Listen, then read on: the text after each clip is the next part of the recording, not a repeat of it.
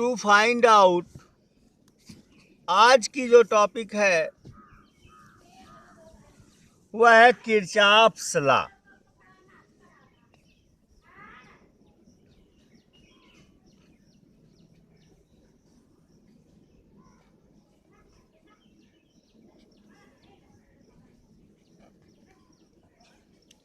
Kirchhoff का नियम topic important है स्टूडेंट्स। किसी कॉम्प्लिकेटेड सर्किट में सर्किट के किसी ब्रांच में किसी पार्ट में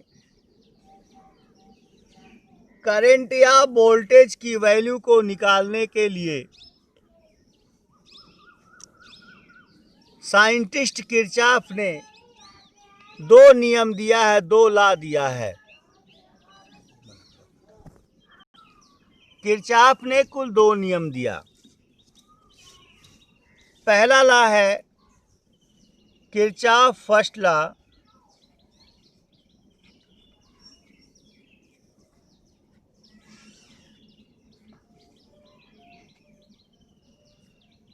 और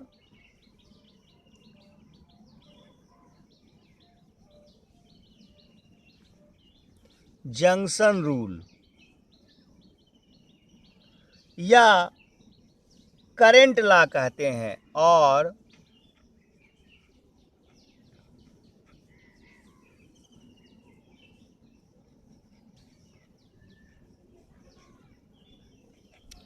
शॉर्ट फॉर्म में इसे केसीएल कहते हैं, किरचॉफ्स करंट लॉ।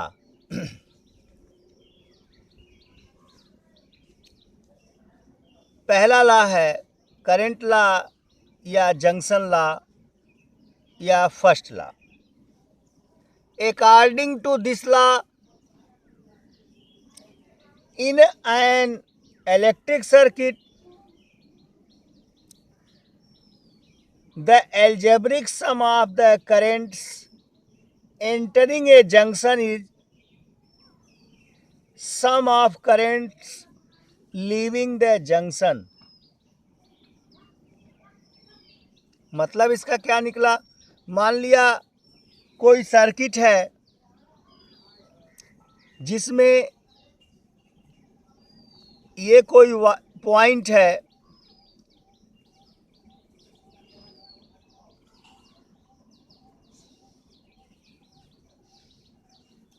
इस तरह से कई डायरेक्शन से करंट्स आ रही हैं और जा रही हैं।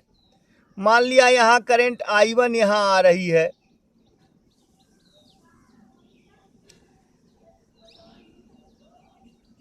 करंट I2 यहाँ आ रही है, करंट I3 यहाँ जा रही है, करंट I4 यहाँ आ रहा है।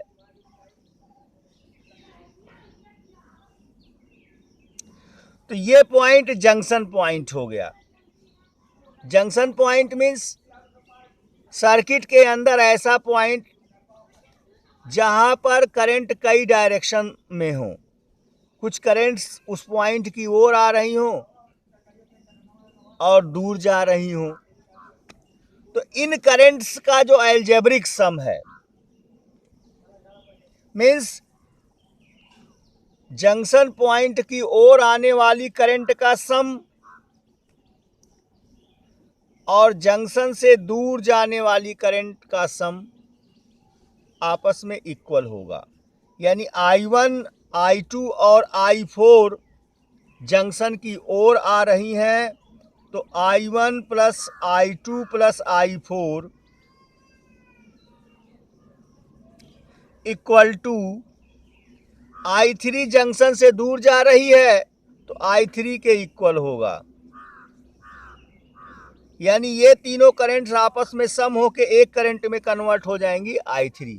यही किरचॉफ का फर्स्ट लॉ है। साइन कन्वेंशन की बात करें तो जो करंट्स जंक्शन की ओर आ रही हैं उन्हें पॉजिटिव लेते हैं और जो करंट्स जंक्शन से दूर जा रही हैं उन्हें निगेटिव चुनते हैं।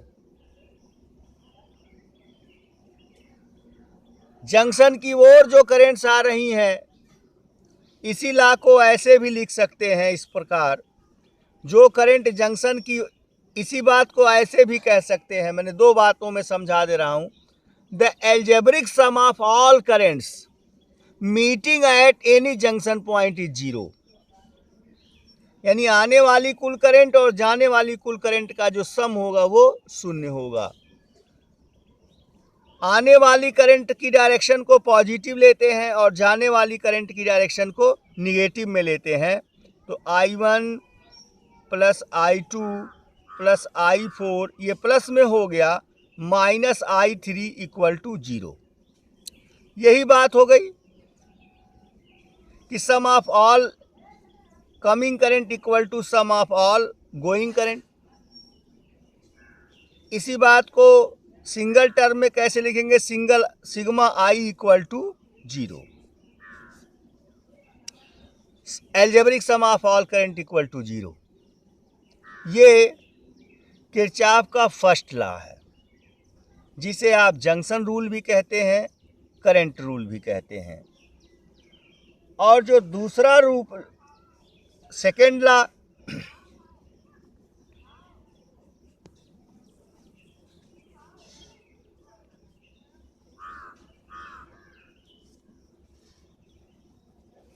और लूप लॉ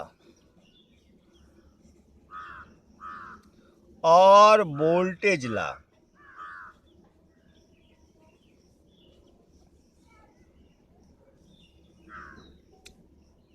इसे शॉर्ट फॉर्म में केवीएल भी कहते हैं, Kirchhoff voltage law.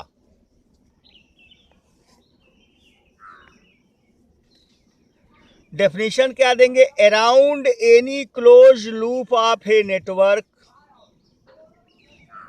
The algebraic sum of changes in potential must be 0। किसी क्लोज्ड लूप के एलॉन्ग जो एल्जेब्रिक सम होगा पोटेंशियल डिफरेंसेस का, डिफरेंट पार्ट में पोटेंशियल डिफरेंसेस का जो एल्जेब्रिक सम होगा वो शून्य होगा, यानी सिग्मा वी इक्वल टू 0।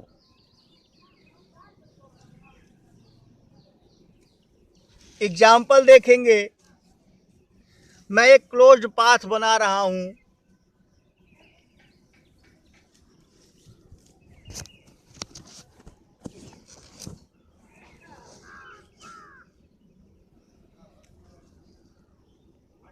फिर से दूसरा फिगर हम आपको बताते हैं।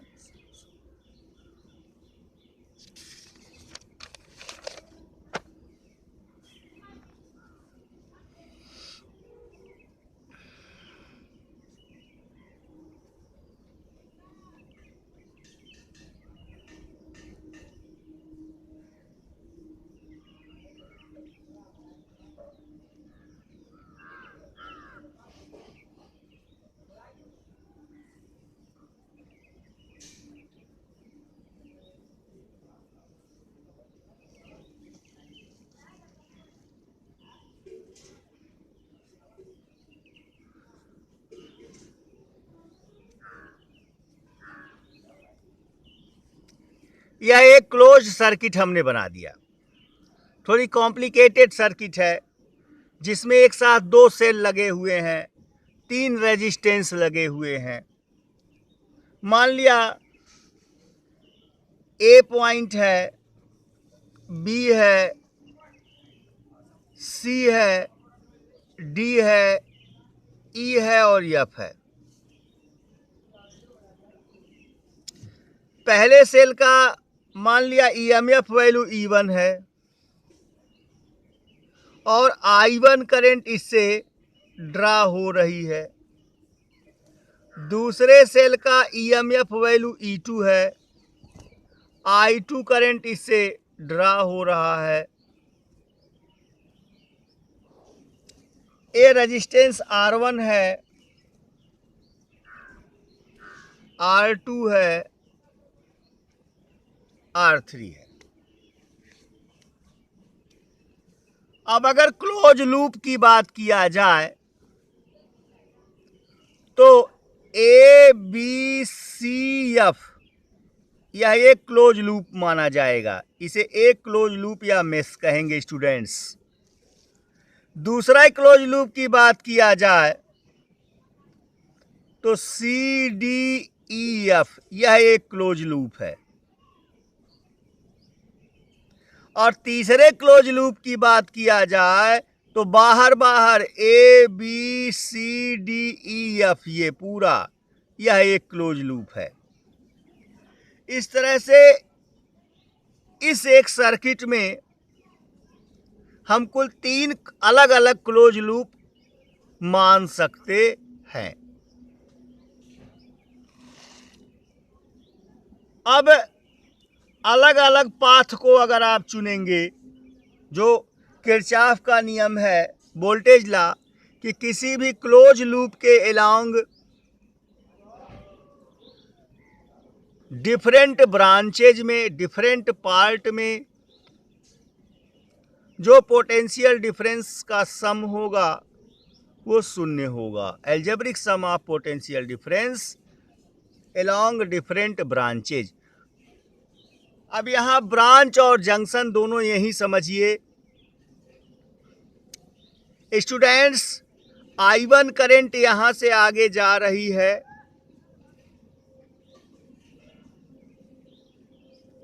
और I2 करंट यहाँ से आ रही है।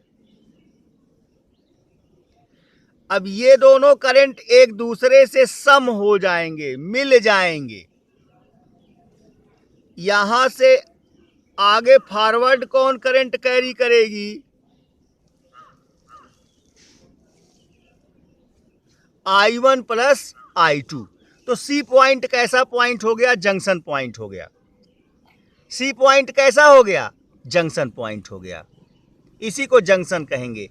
देखिए, एक करंट इधर से आ रही है I1, एक करंट इधर से आ रही I2, और तीसरी करंट बन गई I1 प्लस I2 यहां फ्लो कर रही है।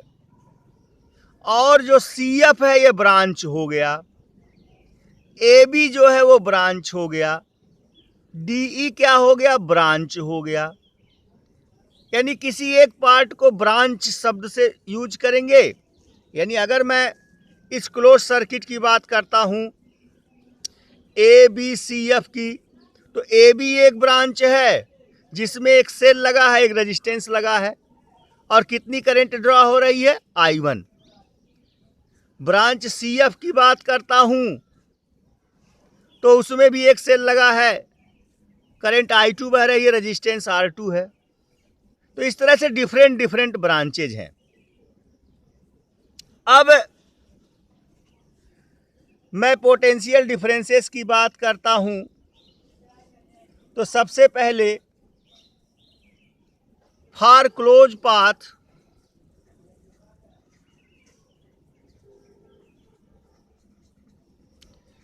ABCFA,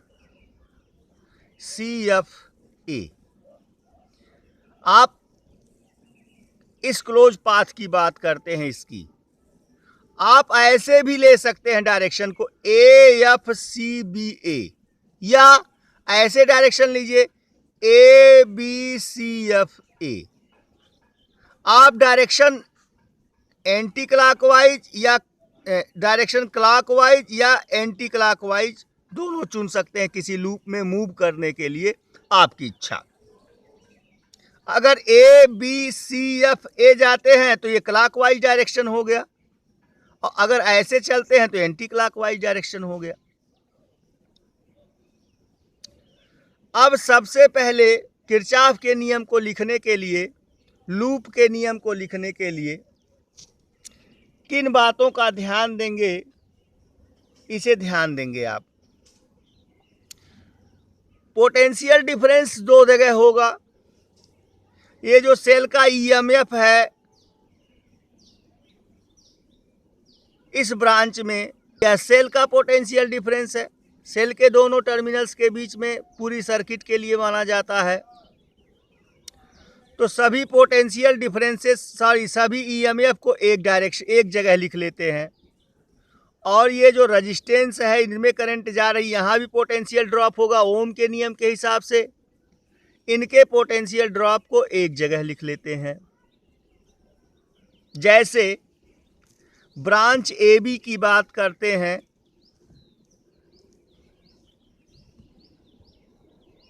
ब्रांच ए बी में ए से बी तक गए आप, एक सेल लगा है E1 जिसका EMF है, और एक रेजिस्टेंस R1 लगा है। अब आप यहां से सेल में गए तो माइनस से प्लस पे जा रहे हैं, तो जिस पे एंड हो साइन वही लेंगे EMF का, माइनस से प्लस, तो यहां प्लस E1 लिख देंगे। और करंट की डायरेक्शन में ले जाने पर करंट और रेजिस्टेंस के मल्टीप्लिकेशन को पॉजिटिव लेंगे। चूंकि V इक्वल टू IR होता है, तो यहाँ पोटेंशियल ड्रॉप कितना होगा, I1 इंटू R1। करंट की डायरेक्शन में जा रहे हैं तो प्लस ले लेंगे, I1 इंटू R1। आपने इस ब्रांच की बात को फाइनल कर दिया। सेल था, माइनस से प्लस गए, जहां एंड हो रहा माइनस से प्लस, तो इसे पॉजिटिव लिया। आगे बढ़िए, बी से सी में बी से सी में ना तो सेल है ना तो कोई रेजिस्टेंस वायर है, तो सी से एफ पे जाइए। सी से एफ पर पहले आपसे एक रेजिस्टेंस की मुलाकात हुई। अब इधर आप करंट की उल्टी डायरेक्शन में जा रहे हैं, करंट यहां फ्लो हो रही है, आप मूव इधर कर रहे हैं, तो जो यहां पोटेंशियल ड्रॉप होगा करंट के अपोजिट डायरेक्शन में है, तो निगेटिव लेंगे करंट को, -I2 इंटू R2। क्लियर है बात। फिर आगे का एक सेल मिल गया। अब सेल में देखिए, प्लस से माइनस इधर जा रहे हैं, तो पहले प्लस फिर माइनस, बात किस पर एंड हो रही है, माइनस पे, तो EMF E2 को निगेटिव लेंगे राइट हैंड साइड में। ये किरचॉफ का नियम है सेकेंड लॉ के हिसाब से, लूप लॉ के हिसाब से। यानी टोटल अगर इसे लेफ्ट हैंड साइड में ले आएंगे आप, तो क्या बना, I1 R1 minus I2 R2 minus E1 और प्लस E2 इक्वल टू 0। ये आपके किरचॉफ का नियम है किसी लूप के लिए, जिस लूप के लिए लिखना हो आपको। मान लिया इस बाहर बाहर के लिए लिखना चाह रहे हैं, for loop ABCD EF A, ABCD EF A, इसके लिए तो A से पहले B पे जाएंगे, सेल E1 मिल गया, माइनस से प्लस पे जा रहे हैं, तो E1 प्लस के साथ लिख देंगे। ये रेजिस्टेंस मिल गया, करंट की डायरेक्शन में चल रहे हैं, I1 इंटू R1 प्लस में रहेगा, लेफ्ट हैंड साइड में लिख दिए। ब्रांच B से D तक, यहाँ से यहाँ तक कोई रेजिस्टेंस, कोई सेल नहीं है, छोड़ दीजिए। D से E तक आएंगे तो रेजिस्टेंस R3 है, जिसमें करंट कौन सी फ्लो कर रही है, I1 प्लस I2। और D से E की तरफ जाएंगे तो करंट की डायरेक्शन में जाएंगे, तो ये करंट हो गया, रेजिस्टेंस प्लस रहेगा I1 plus I2 into R3, current into resistance. E से A तक कुछ नहीं है ब्रांच में, आपका पूरा ब्रांच पूरा हो गया। तो ABCDEF के लिए, इस बाहर बाहर वाले ब्रांच के लिए ये किरचॉफ का रूल हो जाएगा। इस तरह से किसी कॉम्प्लिकेटेड सर्किट में डिफरेंट लूप्स में हम करंट लॉ और वोल्टेज लॉ को लगाकर 2-3 इक्वेशन बना लेते हैं, और उन इक्वेशनों को सॉल्व करके करंट की वैल्यू, रेजिस्टेंस की वैल्यू या वोल्टेज की वैल्यू को कैलकुलेट कर लेते हैं, फाइंड आउट कर लेते हैं। ओके स्टूडेंट्स, कुछ क्वेश्चंस, अन्य बातों को फिर हम नेक्स्ट वीडियो में डिस्कशन करेंगे।